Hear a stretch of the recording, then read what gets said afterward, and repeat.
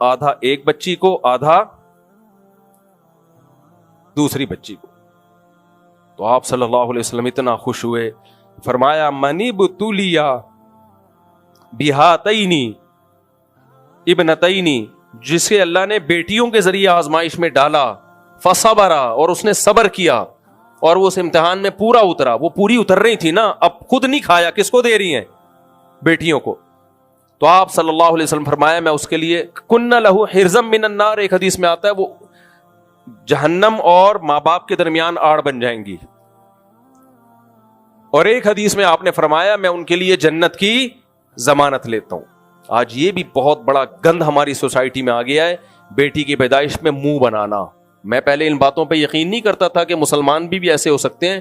ایک سڑا ہوا منہ چونکہ میں نے اپنی آنکھوں سے دیکھ چکا ہوں, اس کے بعد مجھے یقین ہوا کہ ہمارا معاشرہ ہو گیا گندا. 10-12 سال پرانی بات ہے, ہاسپٹل میں میرے ہاں ولادت ہونے والی تھی, تو میرے گھر والے تھے جو بھی ٹریٹمنٹ چل رہا تھا ان کا, تو ہاسپٹل تھا, ظاہر ہے وہ میٹرنیٹی ہوم تھا. تو اب کیا ہوا, ایک خاتون میں نے دیکھا سامنے بیٹھی ہوئی رو رہی ہیں, اور ان کا ایک بیٹا پینٹ شرٹ میں یعنی نازم آباد ایک اچھا علاقہ سمجھا جاتا ہے کراچی کا, پڑھا لکھا علاقہ تھا وہ, تو وہ صاحب بیٹھے ہوئے ہیں اور یوں منہ کر کے نا بیٹھا ہوا ہے مسٹنڈا. تو وہ میں نے دیکھا کہ وہ خاتون کی آنکھوں میں آنسو رو رہی ہیں, اور اتنے میں ایک وہ آئی, کوئی انٹی کوئی بیٹی ہوگی ان کی, کہہ رہی ہائے میرے تو بیٹے کا منہ ہی لٹک گیا بیچارے, ہائے, اور خود بھی رو رہی ہیں. میں نے کہا شاید انتقال ہو گیا لگ رہا ہے, ان کی بہو کا کیا ہو گیا, انتقال. میں نے کہا انتقال پہ ایسا دل سے سانس رو رہی ہے, بہرحال اب سانسیں روتی ہیں, ایسا نہیں ہے.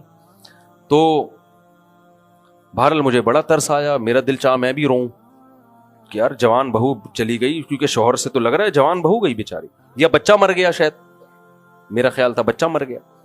پتہ چلا بیٹی پیدا ہوئی, نرس نے آ کے بتایا بیٹی پیدا. دل چاہ رہا تھا رکھ کے لگاؤ یہیں پہ چماٹے لماروں پہ غیرتوں کے.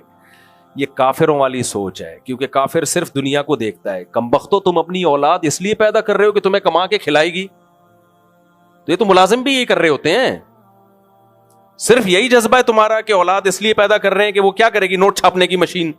بیٹی کا پتہ ہے پڑھائیں گے لکھائیں گے, فائدہ کون اٹھائے گا, سسرال. تو یہ کانسیپٹ ہے. تو اور یہ 4 شادیاں کا رواج نہ ہونے کا عذاب ہے ہماری سوسائٹی میں, کہ بیٹیوں کو بوجھ سمجھنا شروع اسی دن سے ہوتا ہے. اب ان کی شادی کیسے ہوگی؟ عربوں میں یہ نہیں ہے, عرب بیٹی پہ زیادہ خوش ہوتے ہیں. خیر, تو ہمارے نبی نے کیا فرمایا, جس کی 3 بیٹیاں میں اس کے لیے جنت کی ضمانت. صحابی نے عرض کیا یا رسول اللہ جس کی 2, فرمایا اس کے لیے بھی. تو بھائی تمہیں تو جنت کی ضمانت مل رہی ہے, خدا کے بندو, بیٹے پالنے میں مسائل ہیں, مسٹنڈے نکلتے ہیں, وہ پڑھانا لکھانا, پتہ نہیں جاب ملے نہ ملے, چھٹا لگانے لگا پتہ چلا ہے. انسان کے بچے بیٹے اس زمانے میں بہت کم ہیں جو بڑھاپے میں باپ کا سہارا بنے, باپ کو یاد رکھیں, ماں کو یاد رکھیں. اکثر بیٹیاں یاد رکھتی ہیں, ہوتے ہیں نیک بھی ہوتے ہیں, ہمارے اپنے بچے بھی سن رہے ہیں, ایسا نہ ہو کہ وہ بولے بچے تو نیک بھی ہوتے ہیں الحمدللہ, لیکن مارکیٹ میں کیا چل رہے ہیں, شارٹ چل رہے ہیں. تو ضمانت کس پہ اللہ نے دے دی, بیٹی پالنے پہ. تو ہمارے ایک دوست ہیں, ان کی 9 بیٹیاں ہیں. میں جب یہاں آیا نا, جب امامت کے لیے 2006 میں, تو کمیٹی کے ممبر تھے, ملے, بتائے میری 9 بیٹیاں. میں نے کہا تو ویسے ہی گیا جنت میں بھائی. اب وہ کوئی بھی گناہ کر رہے ہوتے ہیں, میں نے کہا اس کو نہیں چھوڑو, 3 کو 3 سے ضرب دے دو. 3 بیٹیوں پہ ضمانت ہے, 3 کی ضمانت بھی کینسل ہو گئی اگر, کہ اللہ نے کہا نہیں یہ بہت بڑا بدماش تھا, 3 کی ضمانت کینسل, یہ اس کے جرم بہت زیادہ ہیں, تو اگلی 3 اور ہیں. تو اگر وہ 6 کی ضمانت کینسل ہو گئی کہ نہیں جی یہ اس سے بھی بڑا بدماش ہے, صحیح ہے نا, تو پھر اگلی 3 اور ہیں. یہ ایسا ہی ہے جیسے ہم کہیں سلیکشن نہ ہو رہی ہو, کسی گورنمنٹ کے ادارے میں ہماری سلیکشن نہ ہو رہی ہو, اہل نہیں ہے اس کے, تو سفارشیں کام آتی ہیں نا. تو ہم نے بھی ہمارے فلانے کے میرے ماموں ہیں وہ بہت بڑے آفیسر ہیں, اس کا فون آ گیا, وہ کہے سر آپ ہمارے لیے قابل احترام ہے لیکن یہ آدمی اس سیٹ کا اہل نہیں ہے. تو سر ٹھیک ہے آپ قابل قدر ہیں لیکن تھوڑا سا تو نرمی آ جائے گی نا. اچانک اسی جیسی تگڑی ایک اور سفارش آ گئی. اب وہ کہے گا سر یہ اس قابل تو نہیں ہے اب, لیکن یار 2 بندوں کی سفارشیں آ گئی ہیں, لیکن سر اب میٹرک پاس تو ہوتا نا کم از کم. تو میٹرک بھی فیل ہے. اچانک پھر تیسرے کی سفارش آ گئی, 3 سفارشیں مل کے ہیں، ممکن ہے اس میٹرک پاس کو بھی وہ سیٹ دلوا دیں. اب دنیا میں تو یہ ناجائز ہے، لیکن جنت میں کون لے کے جائے گا؟ اللہ. اللہ تو کہہ رہا ہے بہت سے لوگ جہنم کے مستحق ہوں گے، سفارش کی بیس پہ میں کہاں لے جاؤں گا؟ جنت میں. اس پہ جن کی سفارش نہیں ہوگی ان کو اعتراض ہوگا ہم جہنم میں کیوں؟ اللہ کہے گا تمہیں تمہارے اعمال کا بدلہ مل رہا ہے، کوئی تمہیں ظلم تھوڑی کر رہا ہوں میں. تم نے جرم نہ کیا ہوتا اس کی سزا ملتی، پھر کہتے بس میرا فضل ہے، جس کو چاہتا ہے چاہوں عطا کر دوں. اس کے 9 بیٹیاں تھیں اس لیے یہ مستحق جہنم کا ہے، لیکن لے کے کہاں جا رہا ہوں میں اس کو؟ جنت میں. اور تو بیٹیوں کے پیدائش پہ رو رہا تھا وہاں بیٹھ کے اپنی ماں کے ساتھ، تیری ماں تیرے آنسو پوچھ رہی تھی. اور ان لوگوں کے کون سے نیک اعمال بھی نہیں ہوتے. تو یہ مسلمان کے لیے رونے کا مقام بولو نہیں ہے. اور پھر بعض دفعہ حضرت حکیم اختر صاحب رحمہ اللہ کا ایک بیان تھا، تاریخ میں ایسے بہت سے لوگ گزرے ان کو بیٹی کے ذریعے داماد جو ملا وہ بیٹے سے زیادہ اچھا ملا. اس داماد نے ایسا خدمت کر کے دکھائی اور ایسا نیابت کی کہ وہ بیٹوں سے زیادہ آگے نکل گیا. نبی صلی اللہ علیہ وسلم کو جو حضرت علی داماد ملے، وہ اگر حضرت فاطمہ نہ ہوتی، آپ کی بیٹی نہ ہوتی، تو حضرت علی جیسے داماد ملتے آپ کو. تو ہمیں اللہ کے فیصلوں پہ کیا رہنا ہے؟ راضی. ٹھیک ہے انسان کی تمنا ہوتی ہے بیٹے ملیں، تمنا رکھنے میں کوئی حرج نہیں ہے، دعا مانگنے میں بھی کوئی حرج نہیں ہے.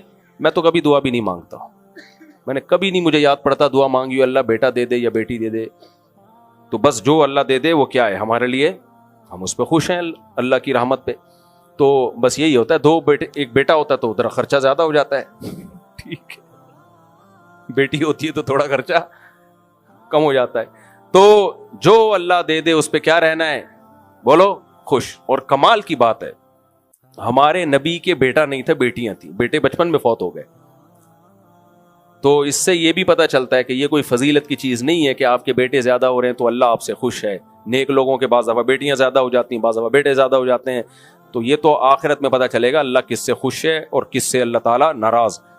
تو کافروں کے بھی بڑے بڑے بیٹے بہت ہوا کرتے ہیں، لائن لگتی تھی ان کی، اس پہ خوش ہوتے تھے ہمارے اتنے بیٹے، اور نبی کو تانے دیتے تھے کہ آپ کے بیٹا نہیں ہے تو آپ تو ابتر ہیں. تو اللہ نے کہا ابتر، ابتر کہتے ہیں جس کی آگے نسل ہی ختم ہو جائے. فرمایا ان کی نسلیں ختم ہونے والی ہیں. ابو جہل کو اب کوئی پوچھ رہا ہے، اگر ہوگا بھی نہیں ابو جہل کسی کے باپ دادا میں بتائے گا نہیں. اب آپ کسی سے پوچھیں آپ کیا ہو، کہہ کہ بھائی حضرت علی کی اولاد میں ہوں، ماشاءاللہ ماشاءاللہ ویل ڈن.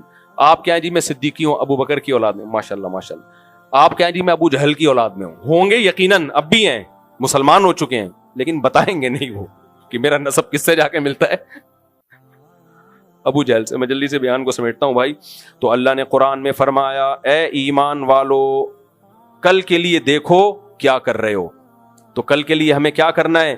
آدھی کھجور بھی صدقہ کر سکتے ہو، صدقہ کرو. اور آپ نے اور دین کو آسان کر دیا. فرمایا آدھی کھجور. بعض دفعہ آدمی کو اتنی بھوک لگ رہی ہوتی ہے، کہتا بھائی کھجور